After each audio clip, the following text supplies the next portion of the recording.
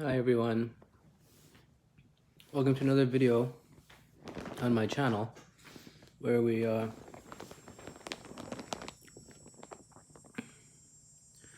talk about all things anxiety related.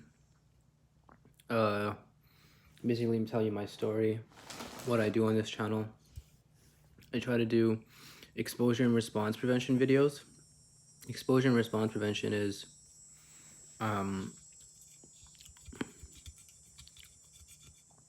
a type of therapy where you basically gradually, slowly sit with your anxiety and watch it come down gradually. So you would record your anxiety before you're going to do the exposure. For example, in my case, eating food, because I have a choking phobia, or I fear choking on food. And then after you've eaten the food, one bite, however much you think you can, you record the number, like, did it go down, did it go up, right? So if in the beginning, if you had to say your anxiety on a scale of 1 to 100 was like, I don't know, 70, and you eat some food, and then write again what your anxiety level is. And it's best also to maybe write down some thoughts you're having, what exactly is going on with your life, anything that might come to play. It's good. The best thing to do is do that. So I am going to attempt another another exposure. So I ate a little bit earlier because I was just so hungry, and I remember when I was seeing my psychologist before, I had got into this habit of, as soon as I got food, like from an order person, I would eat it as soon as I brought it inside, at least one bite, just to kind of get into that exposure, just kind of any sort of response prevention where it's like in my brain, I'm like, oh, I don't want to eat, or I'll do this first, or I'll do this, like, I gotta get a Coke, or I gotta I don't want to let my mind wander at all. I need to stay focused on my exposures, do them, deal with the anxiety, and move on. So right now, because I've been doing this for about 2 days, my anxiety does feel lower. So this is the third day of exposures, and I'm going to just try my best to go through it as best as I can.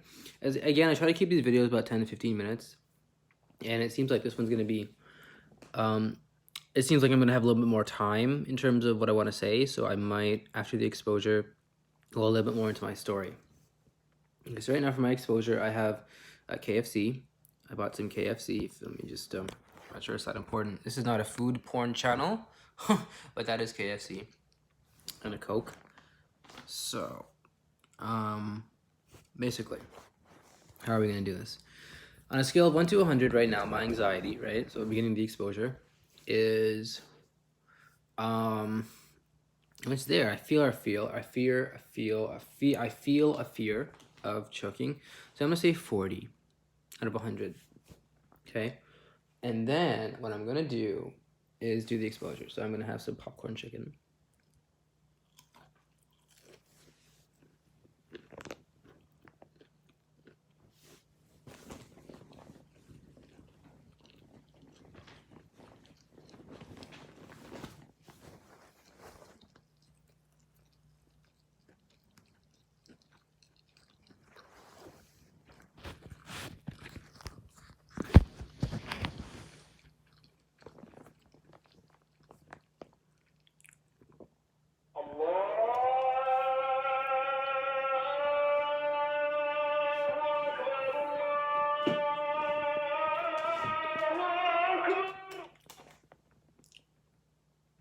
I sincerely apologize for that.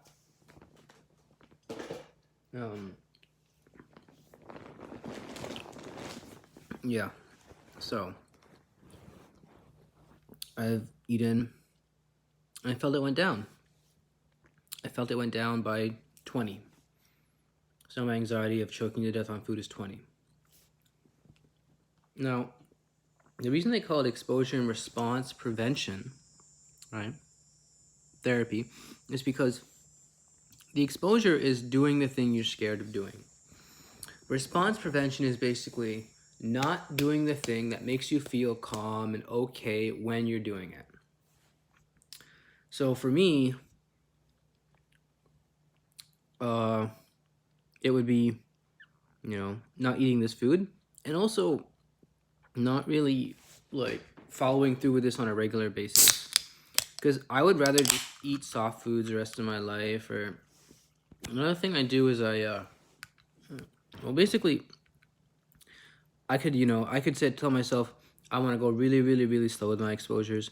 Problem with that is then you won't see results as maybe as apparent as you would like, as people like results and whatnot. It's just kind of part of human nature to want to see results.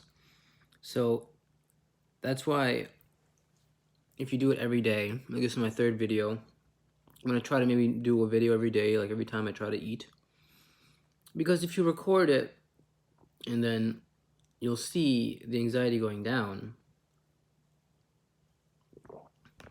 you'll understand this is actually the way.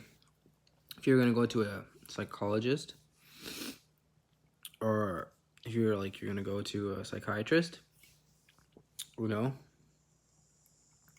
they would tell you eventually, this is what we need to do. So in my backstory, I went to my psychologist and he recommended we do this.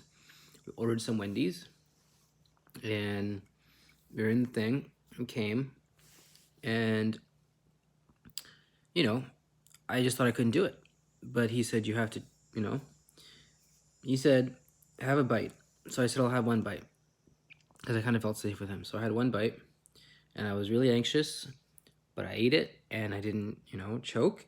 And, he was like, good. He's like, perfect. You're absolutely perfect. So basically, I felt calm. I felt relaxed. I felt like I was with the anxiety, but you also need to stay kind of positive too. Like the first part is the hardest, where you feel the anxiety, and it's draining. Every day to feel anxiety and to confront it and to be like, okay, I'm going to sit with you. I'm not going to run away from you. Is emotionally draining.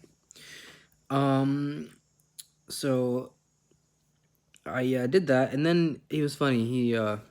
He said if you have two more or something, or if you have like, I think there's 3 more left. He was like, if you have 2 more, you don't have to eat anymore. So I'm like, okay. I ate 2, and he's like, I'll have the 3rd one. And I was so stunned. I was so shocked. I felt like he was violating me, like he hurt me in some way because he lied to me that way. It wasn't until kind of maybe around the time I'm making this video that I'm realizing it's a really good thing that what he did. It was the best medicine for me. This is medicine. You really need to look at it as medicine. And if you're not in the right state of mind, sometimes people aren't going to understand what you're, people aren't going to understand basically why you don't want to take the medication. So have an open mind, and most importantly, kind of realize sometimes when people are pushing you too hard, they're actually kind of doing it for your own best interest, if they know what they're doing, like psychologists or whatnot, or trusted family members maybe, I don't know. But remember, with mental illness, information is key. Knowing what it is key. Talking about it is key. Spreading the word is key. Because we have a lot of people that just don't like to talk about it for whatever reason. That's wrong. We need to talk about it. We need to confront it. We need to help people like me and other people who have mental illness. And it's nothing to be ashamed of. It doesn't mean you're like less than a person. And at least that's what I believe. But people don't understand. They think it's like, oh, then my friends or our neighbors are doing it. Why can't my son do it? And a lot of different things going on with that.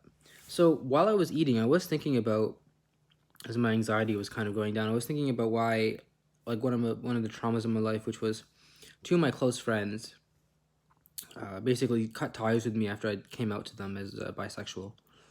And it kind of really made me feel alone and isolated, and